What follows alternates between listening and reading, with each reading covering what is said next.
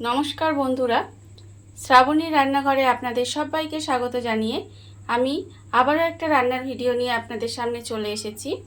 আজকের আমি আপনাদের করে দেখাবো বাদাম ঝুরি। বাড়িতেই কত অল্প উপকরণ দিয়ে এবং কত অল্প সময় এই বাদাম ঝুরি বানানো যায় সেটা আজকের আপনাদের দেখাবো। তাহলে চলুন এটা আমি কিভাবে করি সেটা আপনারা একবার দেখে নিন। বাদাম ঝুরি বানানোর জন্য প্রথমে আমি একটা বাটি নিয়ে নিয়েছি। এইবারে আমি এর মধ্যে দিয়ে দেব বেসন। আমি এখানে 1 বাটি পরিমাণে বেসন নিয়েছি, সেই বেসনটা আমি এখানে দিয়ে দিলাম। এইবার আমি এর মধ্যে দিয়ে দেব আন্দাজ মতো নুন, আর আমি দেব এর মধ্যে অল্প সামান্য একটু হলুদ গুঁড়ো, আর দেব লঙ্কার গুঁড়ো 1/2 চামচ মতো, আর আমি এর মধ্যে দেব হিং, অল্প সামান্য একটু হিং দিলাম। হিংটা দিলে কি হবে, খেতে ভালো লাগবে। সমস্ত মশলাগুলো দিয়ে আমি শুকনো উপকরণগুলো খুব ভালোভাবে মিশিয়ে নেব।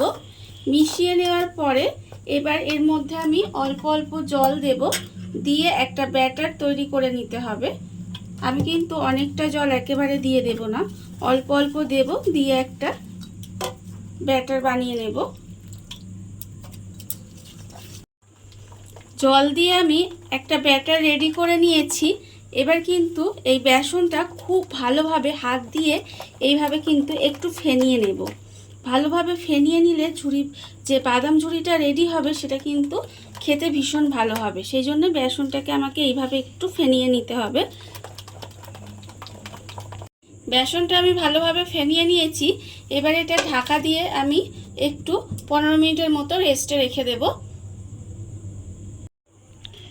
ব্যাটারটা আমি এখানে 15 মিনিট রেস্টে রেখে দিয়েছিলাম, আমার 15 মিনিট হয়ে গেছে। আর অন্যদিকে কিন্তু আমি গ্যাসটা অন করে একটা কড়া বসিয়ে দিয়েছি। এইবার আমি কড়ার মধ্যে দিয়ে দেব সাদা তেল। সাদা তেলটা আমি কড়ার মধ্যে দিয়ে দিলাম। এবারে তেলটা আমি একটু গরম হতে দেব। আর সেই সময় কিন্তু আমি যে ব্যাটারটা বানিয়ে রেখেছিলাম সেটা আমি বোতলের মধ্যে ঢেলে দেব। দেখুন, বোতল আমি একটা এরকম ছোট বোতল নিয়ে নিয়েছি, আর বোতলের চিপিটা কিন্তু আমি ছুঁচ দিয়ে ফুটো করে নিয়েছি। এইবারে এই ব্যাটারটা আমি আপনাদের দেখাবো। দেখুন কীরকম ঘনত্ব হয়েছে, ঠিক এইরকম ঘনত্বের ব্যাটারটা হয়েছে। এবারে এটা আমি বোতলের মধ্যে ঢেলে নেব।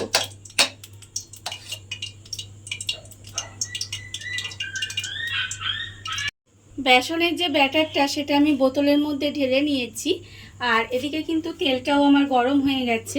এবার আমি প্রথমে 2টো কারি পাতা নিয়েছি। কারি পাতা নিয়ে আমি তেলের মধ্যে একটু ভেজে নেব। কারি পাতাটা কিন্তু আমার ভাজা হয়ে গেছে, এবার তুলে রেখে দেব।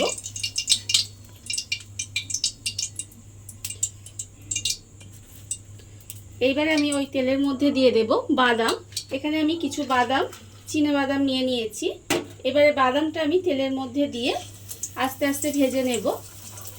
আর বাদামটা যখন ভাজবেন তখন কিন্তু গ্যাসটা একদম লোতে দিয়ে দেবেন, দিয়ে একটু সময় নিয়ে বাদামটা ভাজবেন, না হলে দেখবেন কিন্তু বাদামটা পুড়ে যেতে পারে, তখন কিন্তু খেতে একদম ভালো লাগবে না। তাই একটু হাতে সময় নিয়ে বাদামটা ভেজে নিতে হবে। বাদামটা আমার ভালোভাবে ভাজা হয়ে গেছে। এইবারে আমি বাদামটাকে তুলে রেখে দেব। বাদামটা আমি এখানে তুলে রেখে দিলাম। এইবারে আমি ওই তেলের মধ্যে এই বোতলে করে যে আমি বেসনের ব্যাটারটা রেখেছি সেটা কিন্তু এইভাবে তেলের মধ্যে দিয়ে দেব। দেখুন কত সুন্দরভাবে কিন্তু ঝুরি ভাজাগুলো রেডি হয়ে যাবে। এইভাবে দিয়ে দেব, দিয়ে এইবার আমি আস্তে আস্তে একটু এগুলোকে ভেজে নেব।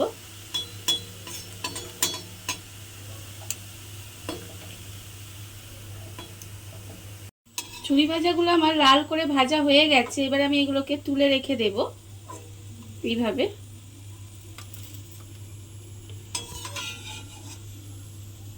ঝুরি ভাজাগুলো আমি তুলে নিয়েছি। আবারও কিন্তু আমি তেলের মধ্যে এইভাবে দিয়ে ঝুরি ভাজাগুলো আবারও বানিয়ে নেব। এইভাবে দেখুন,